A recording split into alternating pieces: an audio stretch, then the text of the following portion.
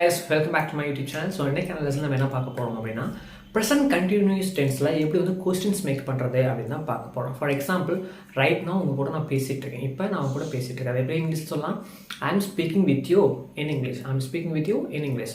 இப்போ நான் உங்க கூட இங்கிலீஷ்ல தான் பேசிட்டு இருக்கேனா? அதை எப்படி கேட்கலாம் அப்படினா I am really talking with you in English. I am really speaking in English.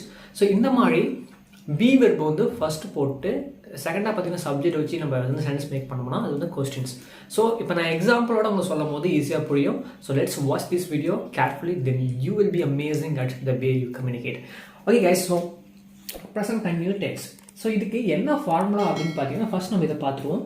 He, C, it. Heena அவன், ஷீனா அவள், இட்னா அது. இதுக்கு பார்த்தீங்க அப்படின்னா பி வெர்பு இஸ். ஐக்கு ஆமு, யூ, வி, தே வந்துச்சு அப்படின்னா ஆர் யூஸ் பண்ணுவோம். சரிங்களா? ஸோ இதுக்கு கிராமர் ரூல் என்ன அப்படின்னு பார்த்தீங்க அப்படின்னா be verb plus subject plus verb I N G. சரிங்களா? வெர்ப் ப்ளஸ் ஐஎன்ஜி வரணும், அதுக்கப்புறம் ப்ளஸ் எக்ஸ்டென்ஷன். ஸோ இதான் பார்த்தீங்க அப்படின்னா கிராமர் ரூல். இப்போ எக்ஸாம்பிள் சென்ஸ் பார்க்கும்போது உங்களுக்கு கிளியராக புரியும். Let's watch this video again once it's I carefully. Okay guys, are you coming with me? இப்போ ஆர் யூ கமிங் வித் மீனா என் கூட நீ வரியா? Are you come with me? நான் are you coming with me? So I come. Are you come with மீங்கிறது right hand sense கிடையாது. Are you coming with me என் கூட நீ வரியா? I am going to have a coffee. Are you coming with me? So நீ என் கூட வரியா? நான் வந்து காஃபி குடிக்க போகலான்னு இருக்கேன், நீ வரியா? Are you coming with me? So இது மாதிரி தான் ப்ரெசென்ட் கண்டினியூஸ் டென்ஸில் நம்ம வந்து கொஸ்டின்ஸ் கேட்கணும்.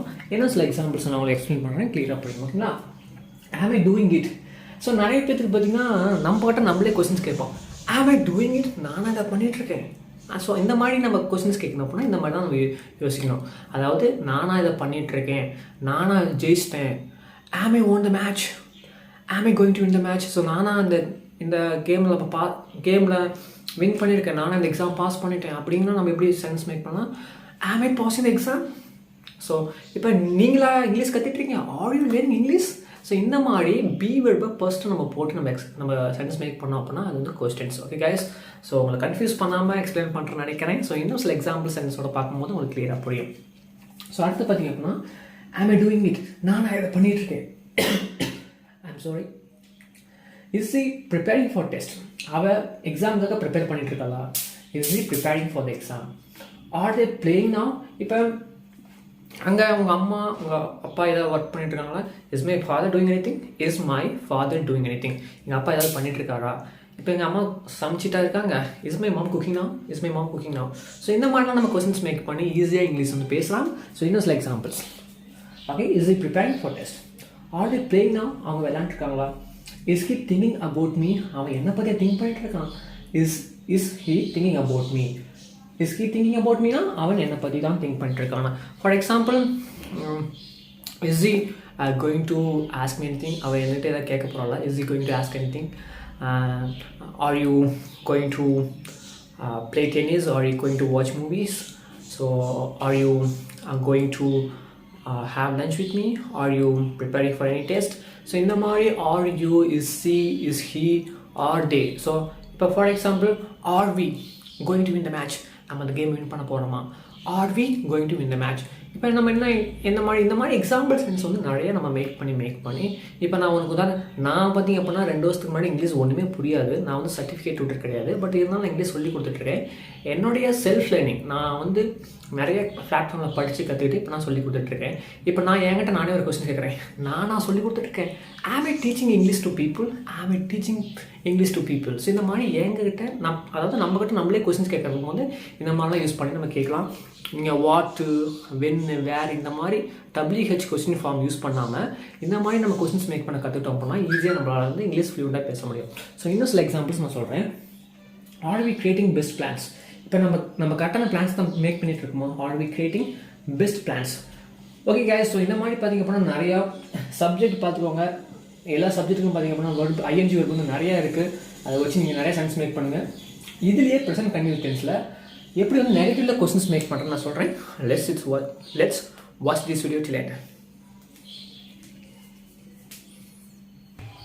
ஓகே கைஸ், ஸோ இப்போ பார்த்தீங்க அப்படின்னா நெகட்டிவ்ல எந்த மாதிரி வந்து நம்ம கொஸ்டின்ஸ் கேட்கலாம் அப்படின்னா பி வெர்புக்கு பார்த்தீங்கன்னா நாட் போட்டால் போதும். பாருங்க, isn't, aren't, isn't. இப்போ for example, is he smoking now? ஓகேங்களா? For example is he smoking now. Is he smoking now அப்படின்னா அவர் வந்து ஸ்மோக் பண்ணிட்டு இருக்காரா? Is he smoking now. So நீங்கள் யாராவது உங்கள் பக்கத்தில் இருக்காங்க அப்படின்னா அவர் என்ன பண்ணிட்டு இருக்காருன்னு கேட்கலாம். அப்படின்னா கொஸ்டின்ஸ் மாதிரி நம்ம கேட்குறோம். For example what is he டூயிங்கிறத விட is he doing anything, what is he doing அப்படின்னு நம்ம கேட்கலாம். அப்படின்னா அவர் என்ன பண்ணிட்டு இருக்காருன்னு கேட்கலாம். Is he doing anything, அவர் எதாவது பண்ணிட்டு இருக்காரா அப்படிங்கிறது. Is he doing anything. So already உங்களுக்கு நான் எக்ஸ்பிளைன் பண்ணியிருப்பேன். ஸோ இந்த மாதிரி எக்ஸாம்பிள்ஸ் நிறைய மேக் பண்ணுங்கள். இப்போ நெகட்டிவ் மட்டும் எப்படி மேக் பண்ணு சொல்கிறேன். இஸ் ஹி ஸ்மோக்கிங் நவ் அப்படின்னா அவர் இப்போ ஸ்மோக் பண்ணிட்டு இருக்காரா? இஸ்இன் ஹி ஸ்மோக்கிங் அப்படின்னா அவன் ஸ்மோக் பண்ணவில்லையா? இவன் ஸ்மோக் பண்ணிட்டு இருக்கானா, அவன் ஸ்மோக் பண்ணிட்டு இல்லையா அப்படின்னு கேட்கறதான் டிஃப்ரெண்ட் நாட் போட்டோம் அப்படின்னா. அதுக்கு அடுத்து பார்த்தா இஸ் த பேபி கிரைங், குழந்தை கத்திட்டு இருக்கா. Is the baby crying, is in the baby crying, குழந்தை கத்திட்டு இல்லையா.